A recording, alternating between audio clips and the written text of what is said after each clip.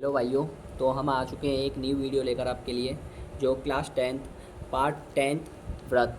ठीक है, इसको आज हम सॉल्व करेंगे और मोस्ट इम्पॉर्टेंट आपके लिए मैं क्वेश्चन लेकर आया हूँ जो आपके लिए बहुत ही ज़्यादा इम्पॉर्टेंट रहेंगे। ठीक है, तो देखिए बच्चों, आज ये मोस्ट इम्पॉर्टेंट क्वेश्चन है। ठीक है, ध्यान रखना, क्लास 10 से ज़्यादातर शॉर्ट ही आते हैं, लेकिन वो बहुत ही ज़्यादा मोस्ट होते हैं। ठीक है, देखिए इस क्वेश्चन को क्या कहता है। ये सिद्ध कीजिए कि दो संकेंद्रीय व्रतों में बड़े व्रत की जीवा जो छोटे व्रत को स्पर्श करती है, स्पर्श बिंदु पर समद्विभाजित होती है। ठीक है, स्पर्श बिंदु पर समद्विभाजित होती है, ये हमें सिद्ध करना है। ठीक है, देखिए बच्चों कैसे हो जाएगा।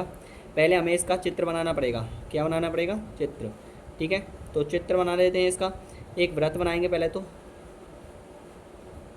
ये व्रत बन गया। ठीक है, छोटा सा है व्रत, बट ध्यान देना। ठीक है, ये व्रत बन गया और इस व्रत पर संकेंद्रीय दो व्रत, मतलब दो संकेंद्रीय व्रत, एक संकेंद्रीय व्रत ये है एंड सेकेंड व्रत आपका ये है। ठीक है, मतलब इसी व्रत के ऊपर एक व्रत। बात क्लियर है? थोड़ा ऐसा बन गया, कोई नहीं, चल जाएगा। ठीक है, आगे देखिए, आगे सॉल्व करेंगे इस क्वेश्चन को।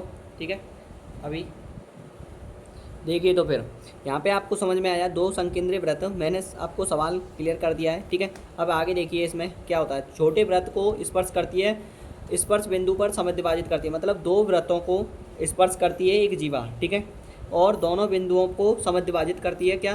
दो संकेंद्रीय व्रतों में बड़े व्रत की जीवा छोटे व्रत को, बड़े व्रत की जीवा जो होगी वो छोटे व्रत को समद्विभाजित करती है, अर्थात मतलब दो भागों में काटती है। समझ में आ रहा है? कितने भागों में? दो। ठीक है, देखिए यहाँ पे आपके पास ये वाली जीवा जो है ये दो, मतलब एक व्रत को खींच रही है और बड़े व्रत की जीवा जो है वो छोटे व्रत को क्या है, स्पर्श कर रही है। समझ में आ रहा है? इसे P और Q मान लेते हैं, इसे P और Q मान लेते हैं, और इस पर जो बिंदु है इसे आप O मान लो, केंद्र है ये। ठीक है, केंद्र O। बात क्लियर है कि यहाँ तक? ये नहीं है कुछ। ठीक है, इसे मत ले लेना, गलती से हो गया। ठीक है, सॉरी। अब देखिए आगे, यहाँ तक क्लियर हुआ? आगे समझिए। अब आंसर देखते हैं हम कैसे सॉल्व होगा। सिद्ध करना में दो संकेंद्रीय व्रत है, सबसे ज़्यादा मोस्ट इसमें रहता है कि चित्र बनाना। चित्र बन गया तो समझ लेना आंसर सेटेड हो जाएगा। समझ में आ रहा है? तो देखिए बच्चों, इसमें आपके पास दो संकेंद्रीय व्रत हो गए। ठीक है, दिया है हमारे पास, दिया है दो संकेंद्रीय व्रत, दो संकेंद्रीय व्रत, दो संकेंद्रीय व्रत बड़े व्रत की जीवा, इसमें थ्योरी ज़्यादा होती है। समझ में आ रहा है बच्चों? जीवा छोटे व्रत की, छोटे व्रत की स्पर्श रेखा को, स्पर्श रेखा को छूती है या फिर स्पर्श करती है। ठीक है, स्पर्श रेखा को स्पर्श लिख लेना, सीधी भाषा है, कोई नहीं, स्पर्श करती है, सॉरी। ठीक है, स्पर्श करती है बच्चों। ठीक है, ध्यान देना यहाँ पे। अब देखिए इसमें आपके पास पी क्यू जो है वो ओ ए किस पर लंब है? ओ ए मान लेते हैं, ये लंब है किस पर?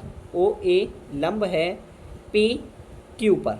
ओके बच्चों, यहाँ तक समझ में आया? अब देखिए पिरामिड 6.1 कहती है, अगर हम त्रिभुज देखा जाए, शॉर्ट ट्रिक लगाए हम इसमें, तो हमारे पास हमें ए पी बराबर ए क्यू करना है, क्योंकि ये दो भागों में समद्विभाजित कर रही है बिंदु किसको? इस जीवा, ये बड़ी व्रत की जीवा इस छोटे व्रत को स्पर्श बिंदु पर दो भागों में डिवाइड कर रही है। समझ में आ रहा है? तो देखिए बच्चों, यहाँ पे आपके पास ओ ए बराबर, ओ ए लंब है किस पर? पी क्यू पर। अब आपको लिखना है कि यहाँ पे आप लिख सकते हैं, जैसे कि यहाँ पे आपके पास त्रिभुज पी ओ ए व त्रिभुज क्यू ओ ए में। ठीक है, इसमें अब देखिए कोण पी ओ ए बराबर है कोण क्यू ओ ए। बात क्लियर रहेगी यहाँ तक? ठीक है बच्चों, ये समझ में आया? अब देखिए यहाँ पे आगे देखिए, इतना क्लियर होने के पश्चात आगे कोण पी ओ ए बराबर कोण क्यू ओ ए हो जाएगा। इतना क्लियर होने के पश्चात अब कुछ नहीं है यहाँ पे। अब जो ओ ए बराबर है वो ओ ए के, ठीक है, ये वेनिस्ट हो गया इसमें। ठीक है, यहाँ तक समझ में आया? अब इसमें कुछ थ्योरी नहीं है। अब यहाँ पे जो और ए पी जो है वो क्यू ए के बराबर है, ए पी जो है वो क्यू ए के बराबर है, और ए पी बराबर है क्यू ए के। तो प्रमेय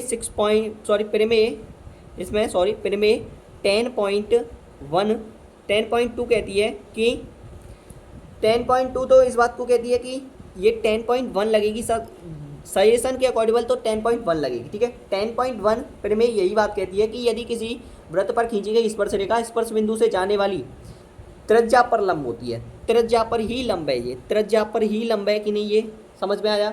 तो इसीलिए प्रमेय 10.1 से ये सिद्ध होता है, और इसीलिए सिद्ध हो गया हमारे पास 10.1 से। अब हमें लिख सकते हैं कि स्पर्श बिंदु को दो भागों में विभाजित करती है। यह वृत्त को स्पर्श बिंदु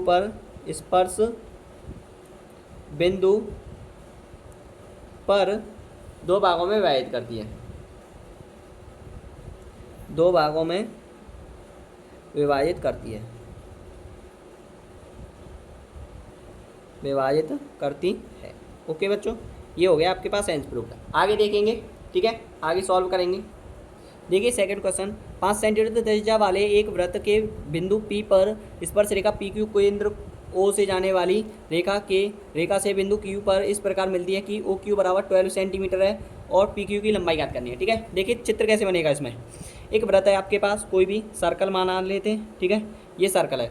अब इस सर्कल में आपको बताना है 5 सेंटीमीटर की इसमें त्रिज्या दे रखी है, सपोज करो यहाँ पे 5 सेंटीमीटर त्रिज्या दे रखी है, ठीक है, मान लेते हैं, ठीक है। अब आपके पास जो बिंदु P पर स्पर्श रेखा PQ केंद्र O केंद्र है, ठीक है, PQ केंद्र O से जाने वाली, मतलब एक भुजा है PQ केंद्र O से जाने वाली, ठीक है। जैसे कि स्पर्श रेखा आपके मान लेते हैं ये वाली है, सपोज करो, ठीक है, क्या है, ये है। अब PQ है, क्या है दे रखी है यहाँ पे आपके पास P और Q, तो PQ यहाँ पे आप ले लेते हैं, PQ से जाने वाली बिंदु Q पर इस प्रकार मिलती है कि OQ बराबर 12 सेंटीमीटर, OQ बराबर है 12 सेंटीमीटर। अर्थात आपके पास जैसे कि यहाँ से ये सर्कल कुछ ऐसे बनेगा, ठीक है, मान लेते हैं, ठीक है। यहाँ पे OQ ऐसा Q लेना है जो आपके पास 12 सेंटीमीटर बैठ जाए, ठीक है, कितना 12 सेंटीमीटर। तो OQ तो केंद्र O तो यहाँ पे हो गया ना, अब Q की बिंदु लोगे तो आप यहाँ पे आएगा Q, ठीक है, समझ में आ रहा है, Q यहाँ पे आएगा।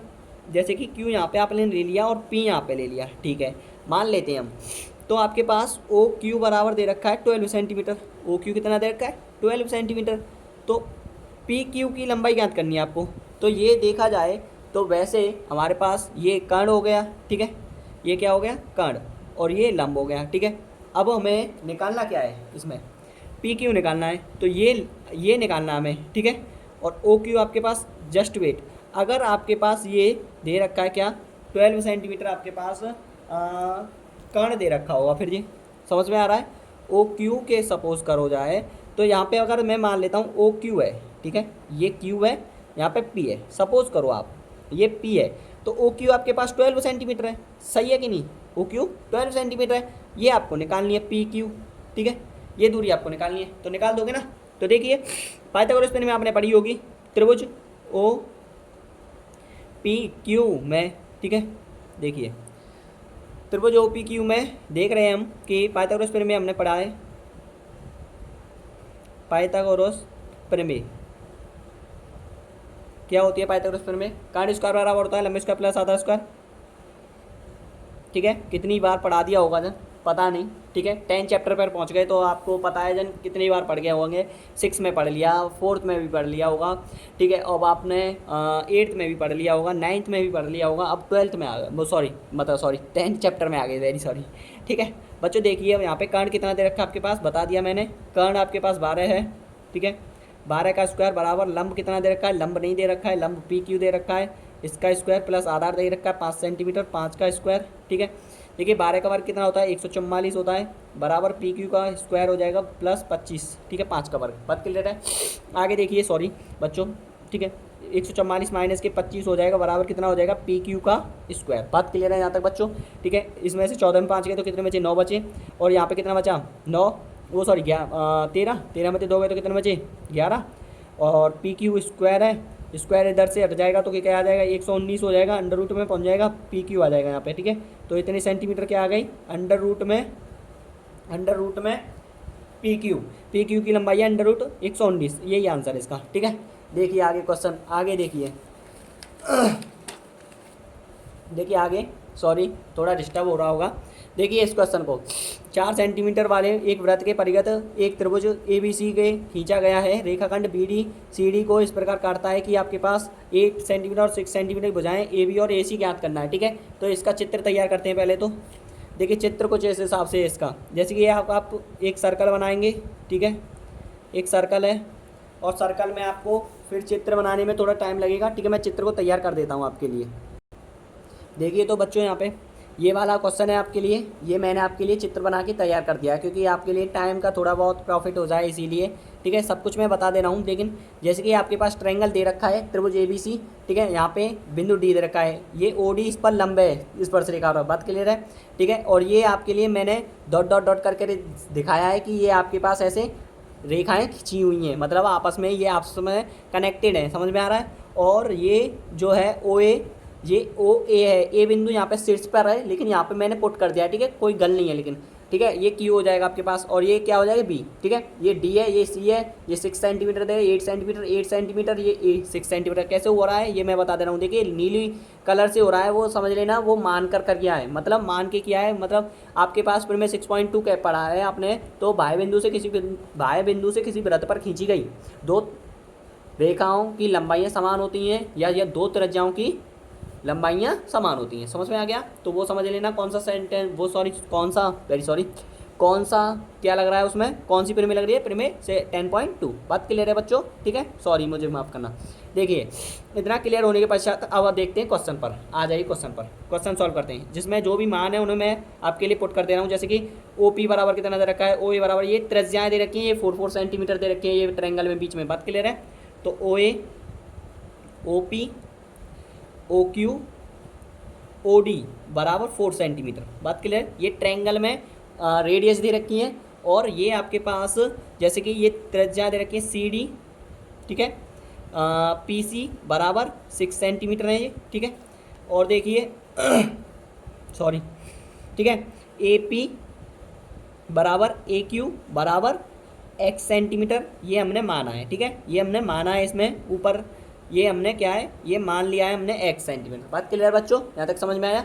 देखिए आगे, आगे देखिए, एंड आपके पास जो भी है वो सभी लिख दे रहा हूँ मैं। ठीक है, डी बी बराबर ये क्या है, बी क्यू बराबर 8 सेंटीमीटर। ठीक है, ये भी है, और देखते जाइए जस्ट मूवमेंट। ठीक है, इतना क्लियर होने के पश्चात अब लिखते हैं मान। ठीक है, देखिए आपने एक पढ़ा होगा जैसे कि अब हमें इसमें स्पर्श रेखा की लंबाई ज्ञात करनी है। ठीक है, स्पर्श रेखा की लंबाई कैसे ज्ञात होगी, देखिए हमें एस निकालना है। इसमें एस क्या होता है, यहाँ पे त्रिभुज की रेखा होती है। ठीक है, तो त्रिभुज की रेखा निकालेंगे हम यहाँ पे, त्रिभुज की रेखा।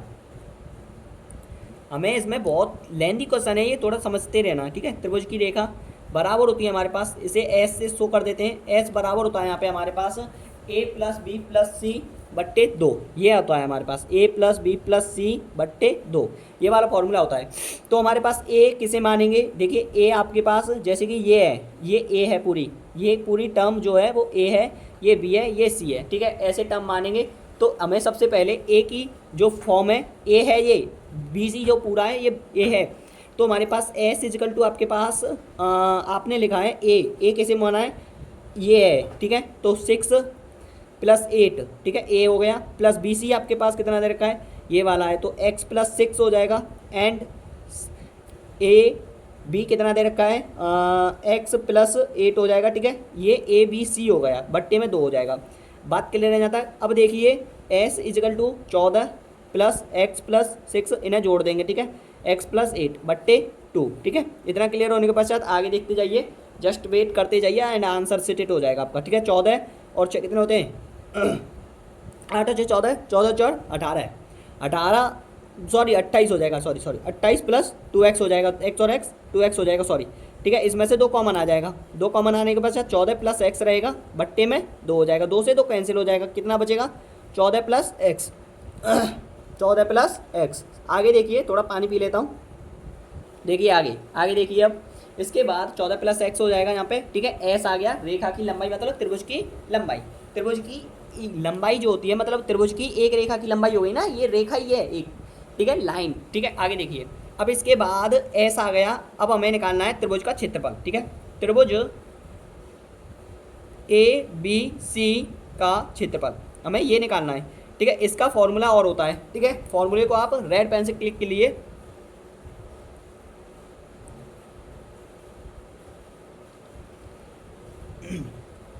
ठीक है।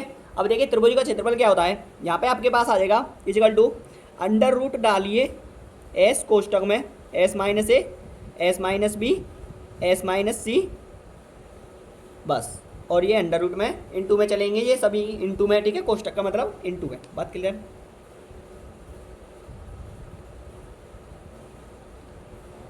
ठीक है बच्चों, आगे देखते जाइए थोड़ा। ठीक है, अब त्रिभुज एबीसी का क्षेत्रफल क्या हो जाएगा, एरिया डाल देते हैं।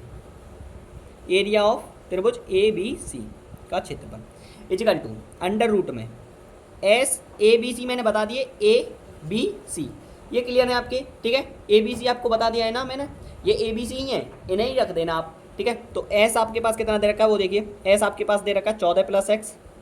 ठीक है, कोष्टक डालेंगे, फिर एस माइनस सी कितना आ जाएगा, एस 14 प्लस एक्स माइनस ए कितना है, ए आपके पास 6 और 8 कितना हो जाएगा 14, तो ए आ गया 14 माइनस करना।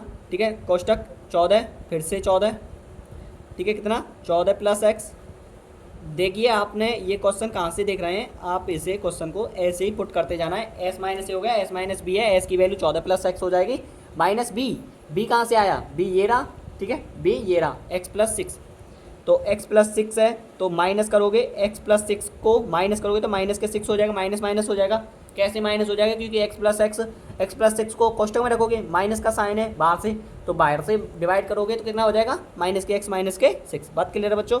ठीक है, सेकेंड आपके पास थर्ड आता है s 14 प्लस एक्स माइनस, अब देखिए इसमें x प्लस 8 है, सेम ऐसे ही हो जाएगा, माइनस का साइन लग रहा है तो इसीलिए ये माइनस के टर्म हो जाएंगे, x माइनस 8। ठीक है बच्चों, ये कैसे आ रहा है मैं बताऊं, देखिए आपके लिए छोटा सा स्मॉल एट बता देता हूं। जैसे कि यहाँ पे देख लीजिए, जैसे कि आपके पास 14 प्लस एक्स माइनस कोष्टक में रख रहे हैं x प्लस 8। ठीक है, ऐसे है तो 14 प्लस एक्स माइनस करोगे, माइनस हो जाएगा यहाँ पे, और प्लस माइनस माइनस हो जाएगा। ठीक है, ऐसे टर्म आ रहा है। बात क्लियर है? देखिए अब देखिए सॉरी, देखिए बच्चों आगे, अब यहाँ पे अंडर रूट डालोगे, फिर से अंडर रूट डालने के पश्चात फिर आगे देखते जाइए, 14 प्लस एक्स हो जाएगा। ठीक है, इधर देखिए सॉल्व करेंगे इसको, 14 में से 14 चला जाएगा। ठीक है, बचेगा क्या, x बचेगा x, और यहाँ पे कितना बचेगा, कोष्टक में चल रहे हैं अंडर रूट में मतलब। ठीक है, 14 और ये प्लस माइनस क्या हो जाएगा, माइनस हो जाएगा। 14 में से 6 गए तो कितने बचे बताओ, 14 में से 6 गए तो 8 बचे। ठीक है, यहाँ पे देखिए आगे x से x कैंसिल हो जाएगा, 14 में से 8 गए तो कितने बचे, 6 बचे। ठीक है, अंडर रूट कितना बढ़ाना गया, कोई नहीं।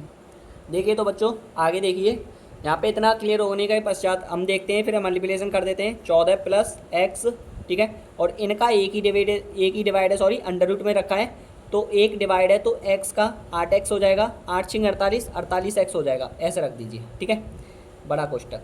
अब आगे देख लीजिए और थोड़ा सा इसको, अब इसका मल्टीप्लिकेशन करो तो कर दो, नहीं तो इतना छोड़े तो आप रख सकते हो। ठीक है, मल्टीप्लिकेशन करना चाहते हो तो मल्टीप्लिकेशन कर दो, या फिर नहीं तो ऐसा ही छोड़ दो, कोई नहीं। ठीक है, देखते हैं आगे और आगे समझते हैं। ठीक है, आगे देखिए आगे देखिए, इसके बाद अब इसके बाद आता है सेकंड केस देखते हैं। ठीक है, ये फर्स्ट केस क्लियर होगा आपका। ठीक है, सेकंड देखिए, आपको अब निकालना है यहाँ पे, अब त्रिभुज की भुजाएं निकालनी है। ठीक है, तो जैसे कि त्रिभुज की भुजाओं का क्षेत्रफल निकालना है। ठीक है, तो त्रिभुज की भुजाओं का क्षेत्रफल निकालेंगे। ठीक है, तो देखिए त्रिभुज का क्षेत्रफल क्या होता है, पहले तो इसे लिखेंगे, फिर से एक और त्रिभुज का क्षेत्रफल आता है जिसमें आपको लेना है AOC COB और AOB। बात क्लियर है, ये लेना है आपको।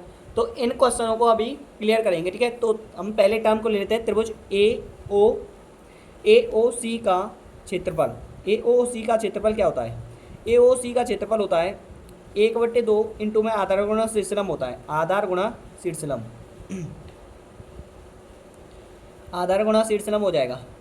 ठीक है बच्चों, आधार गुणा शीर्षलम हो जाएगा, ये फॉर्मूला होता है। इस फॉर्मूले के अकॉर्डिंग हमें सॉल्व करना है। ठीक है, देखिए आगे देखिए, अब इसमें अब त्रिभुज AOC का क्षेत्रफल क्या हो जाएगा, यहाँ पे आपको लिखना है फिर से ट्रायंगल AOC का क्षेत्रफल। ठीक है, 1/2 इंटू में आधार गुणा शीर्षलम हो जाएगा, तो 1/2 आधार आपके पास यहाँ पे देखिए, ये आधार है। ठीक है, ये आधार है, और आधार गुणा शीर्षलम, आधार गुणा शीर्षलम, ये शीर्षलम है इसका, ठीक है, शीर्षलम ये आधार है, इसका ये कर्ण है। बात क्लियर है। तो आधार गुणा शीर्षलम कैसे निकलेगा, 4 आधार आ जाएगा 4 गुणा शीर्षलम 6 प्लस एक्स आएगा, ठीक है। तो 4 गुणा 6 प्लस एक्स। बात क्लियर है। सॉल्व कर दीजिए, 2 से ये कट जाएगा, 2 बार कटेगा, ठीक है। तो कितना आ जाएगा, 2 कोष्टक में 6 प्लस एक्स, इसको सॉल्व कर दीजिए और 6 दूनी 12 प्लस एक्स हो जाएगा, सॉरी 2x हो जाएगा, ठीक है। 6 दूनी 12 प्लस 2x हो जाएगा। आगे देखिए, यहाँ तक समझ में आया। सेकंड देखिए केस, ये फर्स्ट केस है, सेकंड केस। अब त्रिभुज आपको निकालना है, त्रिभुज AOC हो गया, अब त्रिभुज COB निकालना है। COB का क्षेत्रफल, COB का क्षेत्रफल क्या आएगा, COB का क्षेत्रफल होता है 1/2 इंटू में आधार गुणा शीर्षलम होता है, तो आधार 4 ही रहेगा, 6 और इसमें आ जाएगा ये वाला है शीर्षलम, तो 6 प्लस 8 हो जाएगा, 6 प्लस 8, 6 प्लस 8, ठीक है। अब देखिए इसको सॉल्व करेंगे, यहाँ पे 2 से ये 2 कट जाएगा, ठीक है। और 2 गुणा कितना हो जाएगा, 6 और 4, 6 और 8 कितना होता है बताओ बच्चों, 14 हो जाएगा, 14 में 28 हो जाएगा, तो कितना आ गया 28, ठीक है। ये 12 प्लस 2x हो जाएगा, 28 आ गया। आगे देखिए थर्ड केस है, सेंटीमीटर लगाना चाहें तो लगा सकते हैं, नहीं तो छोड़ दीजिए यहीं पर, ठीक है। सेंटीमीटर लगा दीजिए, आगे तो फिर सेंटीमीटर लगेगा ही लगेगा, ठीक है बच्चों। देखिए आगे, अब आपको निकालना है AOB वाला, AOB त्रिभुज AOB का क्षेत्रफल। AOB का क्षेत्रफल आता है 1/2 इंटू में आधार गुणा शीर्षलम ही आएगा सेम। शीर्षलम आपके पास क्या आएगा, यहाँ पे x प्लस 8 आएगा, x प्लस 8, ठीक है, x प्लस 8, क्योंकि पूरी भुजा लेनी पड़ती है ना, तो इसीलिए लेना पड़ रहा है। तो 2 से 2 कट जाएगा, 2 से 2 कट जाएगा, तो x प्लस 8 आ जाएगा, ठीक है। यहाँ पे केस सॉल्व हो जाएगा, 2x प्लस 16, ठीक है। ये आपके पास थर्ड सेंटीमीटर की भुजा आ गई, ठीक है। तीनों भुजाएं निकल आई। अब तीनों भुजाएं निकल के आ गई हैं, अब तीनों भुजाओं को हम काउंट करेंगे, ठीक है। एक ट्रायंगल बन जाएगा, त्रिभुज ABC का क्षेत्रफल बन जाएगा फिर, ठीक है। तो ट्रायंगल AOC प्लस ऐसे आपको ट्रायंगल आपको यहाँ पे लिखना पड़ेगा, ठीक है। लिख दीजिए आप, जैसे कि त्रिभुज ABC का क्षेत्रफल आएगा पहले तो, ठीक है, बराबर त्रिभुज, ये सभी ट्रायंगल आ रहे हैं, ठीक है। त्रिभुज ABC का क्षेत्रफल आ जाएगा, फिर त्रिभुज ये वाला ट्रायंगल ले रहे हैं हम, त्रिभुज ABC का क्षेत्रफल, फिर आगे आएगा हमारे पास ये वाले क्षेत्रफल, ठीक है। तीनों को क्षेत्रफलों को इनको काउंट करेंगे। त्रिभुज AOC का क्षेत्रफल, और आपके पास मैं एरिया ऑफ लिख देता हूँ, कोई गलत तो नहीं, ठीक है। एरिया ऑफ त्रिभुज COB प्लस एरिया ऑफ त्रिभुज AOB, ठीक है। बात क्लियर है, इनका समझ में आया, ठीक है। आगे देखिए, अब त्रिभुज ABC का क्षेत्रफल आपके पास कितना आया है, इतना आया है, तो इसको लिखेंगे यहाँ पे 14 रूट में 14 प्लस एक्स इंटू में 48x, बराबर करो, बराबर करो, और ये आए हैं इनको लिख देते हैं, ठीक है। 12 plus 2x plus 28 plus 2x plus 16, ठीक है। देखिए आगे, अब दोनों ओर बाद में देखेंगे, पहले सॉल्व कर लेते हैं। 48x का गुणा इसमें कर देते हैं और इसको आगे सॉल्व कर देते हैं, ठीक है। देखिए बच्चों, यहाँ पे क्लियर होने गया। पश्चात हमारे पास कैलकुलेशन हमारे पास बनी है 56 प्लस 4x हो गया ये, तो ठीक है, और इतना ये हो गया। दोनों ओर वर्ग कर देंगे हम इनमें, ठीक है। दोनों ओर वर्ग करने पर हमारे पास आगे देखिए, ठीक है, आप देख लेना क्वेश्चन सही है कि नहीं, ठीक है, यहाँ तक। अब दोनों ओर वर्ग करेंगे, तो दोनों ओर वर्ग करोगे तो दोनों ओर स्क्वायर लगाओगे आप, ठीक है। स्क्वायर दोनों ओर लगाओगे, स्क्वायर से अंडर रूट कट जाएगा, इसका स्क्वायर हो जाएगा, ठीक है। इसका जब कैलकुलेशन करोगे आपके पास कितना बैठेगा यहाँ पे 672x, ठीक है, प्लस 48x स्क्वायर। बात क्लियर है यहाँ तक बच्चों, ठीक है। 56 का वर्ग करोगे, a प्लस बी का होल स्क्वायर आपने पढ़ा होगा, a स्क्वायर प्लस 2ab प्लस बी स्क्वायर, इस वाली फॉर्म से खोलोगे तो 56 का वर्ग है आपके पास 3136, ठीक है। आगे देखिए 2ab निकालोगे तो 2ab में आपके पास मिल रहा है 2ab में आपके पास मिल रहा है कितना 448x, ठीक है। और आपके पास यहाँ पे plus b square 2ab plus b square में 16x स्क्वायर, ठीक है। बात क्लियर है बच्चों यहाँ पे, ओके। आगे देखिए सभी को इधर ले लेते हैं, 672x plus 48x square minus 3136, ठीक है, माइनस के 448x माइनस के 16x स्क्वायर बराबर हो जाएगा 0, ठीक है। अब इसमें से कॉमन ले लेते हैं, इसमें से काटेंगे, काटने पर हमारे पास जो मिलता है उसे लिखेंगे, ठीक है। पहले x स्क्वायर वाले टर्म को ले लेते हैं, पहले सोने, ठीक है। 32x स्क्वायर रहेगा यहाँ पे, ठीक है। अब इसमें से घटाएंगे 672 एक्स माइनस 448 एक्स को घटाओगे बच्चों, ठीक है। देखिए घटाइए आप, घटाने पर आपको मिलेगा यहाँ पे 12 में से 8 गए तो 4 बचे, ठीक है, और 6 में से 4 गए तो 224 आएगा, ठीक है, इंटू एक्स। अब यहाँ पे कितना बचा, माइनस के 3136, ठीक है, बराबर 0, ठीक है बच्चों, यहाँ तक समझ में आया। अब इसमें से क्या कॉमन ले रहे हो आप, 8 कॉमन ले रहे हो, डायरेक्ट 8 कॉमन लोगे तो 8 से इसमें भाग देने पर आपके पास मिल रहा है, यहाँ पे आपने 8 कॉमन ले लिया, कितना कॉमन ले लिया, 16 कॉमन ले लेते हैं, सॉरी 8 क्या कॉमन लोगे, 16 कॉमन लो, 16, ठीक है, 16 दूनी 32 एक्स स्क्वायर, ठीक है, 16 दूनी 32 एक्स स्क्वायर माइनस 16 से आप इसमें भाग दोगे तो 16 का 16 हैं और 16 64 हो जाएगा, एक्स माइनस इसमें भाग दोगे तो डिवाइड करोगे आपके पास यहाँ पे 196 इतना मिलेगा, ठीक है, कितना मिलेगा इतना। और जस्ट वेट यहाँ पे आपके पास प्लस प्लस प्लस की संख्या बढ़ी है तो इसलिए प्लस का साइन आएगा, इस प्लस का साइन आएगा, यहाँ पे माइनस का साइन आएगा, कोई नहीं, ठीक है, बराबर में 0, ठीक है। आगे देखिए 16 इधर जाएगा तो 0 में हो जाएगा 2x square plus 14x minus 196 बराबर 0, ठीक है। आगे देखते जाइए, अब 2 कॉमन ले लेते हैं फिर से, एक्स स्क्वायर मतलब 2 कॉमन ले का मतलब होता है जिसमें से आप क्या कर रहे हो, डिवाइड कर रहे हो 2 से, ठीक है, 7x माइनस और 2 से भाग दोगे, 2 ना हटा रहे 2 अट्टे 16 बराबर 0 हो जाएगा, ठीक है। अब 2 इधर जाएगा तो ये भी 0 में हो जाएगा, तो एक्स स्क्वायर प्लस 7x आपने पढ़ के आए होंगे आप बहुपद, ठीक है, बहुपद भी पढ़ के आए होंगे आप, और आप बच्चों द्विघात समीकरण भी पढ़ के आए हैं, ठीक है। तो आगे देखिए, अब इसमें से कॉमन आएगा, अब 98 के जब फैक्टर करोगे तो वो बनेगा 14 सत्ते 98, मतलब एक 14 बनेगा और एक 7 बनेगा, ठीक है। तो 14x में से 7x घटाओगे तो 7x प्लस का बचेगा, ठीक है, माइनस के 98, इसमें से x कॉमन आ जाएगा, ठीक है, तो x प्लस 14 और इधर माइनस के 7 कॉमन लोगे तो x प्लस 14 सत्ते 98 7 बचेगा और यहाँ पे 14 बार भाग जाएगा, ठीक है।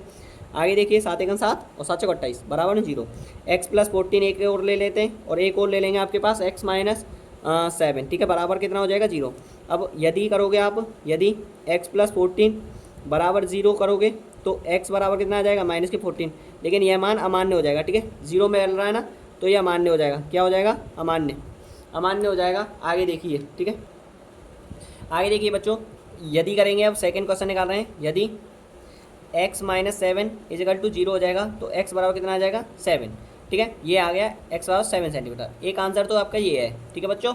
आगे देखिए, और 2 आंसर और निकालने, वो मैंने रेखा मानी है अपने के लिए, जैसे कि x प्लस 6 और x प्लस 8 ये और आएंगे, तो x प्लस 6 और x प्लस 8 फिर लिखेंगे, चूँकि x प्लस 6 बराबर कितना हो जाएगा 7 प्लस 6 बराबर कितना हो जाएगा 13, तो 13 सेंटीमीटर दूसरी रेखा आ गई, ठीक है। तीसरी रेखा आप लिख सकते हो, आप यहाँ पे तृतीय त्रिभुज की लंबाई या फिर तृतीय रेखा लिख दो, आप कैसे भी लिख दो, रेखा भी एक पॉइंट में आएगी, ठीक है। तो x प्लस 8 मानोगे और x में आपके पास कितना रखा है 7 प्लस 8 बराबर कितना हो जाएगा 15 सेंटीमीटर, ठीक है बच्चों, कितना 15, तो एक आंसर 13 सेंटीमीटर, एक आंसर 15 सेंटीमीटर और एक आंसर 7 सेंटीमीटर, ये आपके आंसर हैं, ठीक है। तो वीडियो पसंद आई तो लाइक करना, आपका ये सवाल क्लियर हो चुका है, ठीक है, उतार लेना, ये कैलकुलेशन है आपकी बच्चों, और ये आपके पास क्वेश्चन का मेथड है पूरा, ठीक है, ये आपके पास मेथड है। और वीडियो पसंद है तो लाइक करना, कमेंट करना, और आगे भी ऐसे ही मोस्ट इंपॉर्टेंट क्वेश्चन आपके लिए आते रहेंगे जो आपके लिए बहुत ही ज़्यादा डाउटफुल हो, तो उन क्वेश्चनों को मैं सॉल्व कराऊंगा, ठीक है। थैंक यू, धन्यवाद, आगे मिलते हैं नेक्स्ट वीडियो में।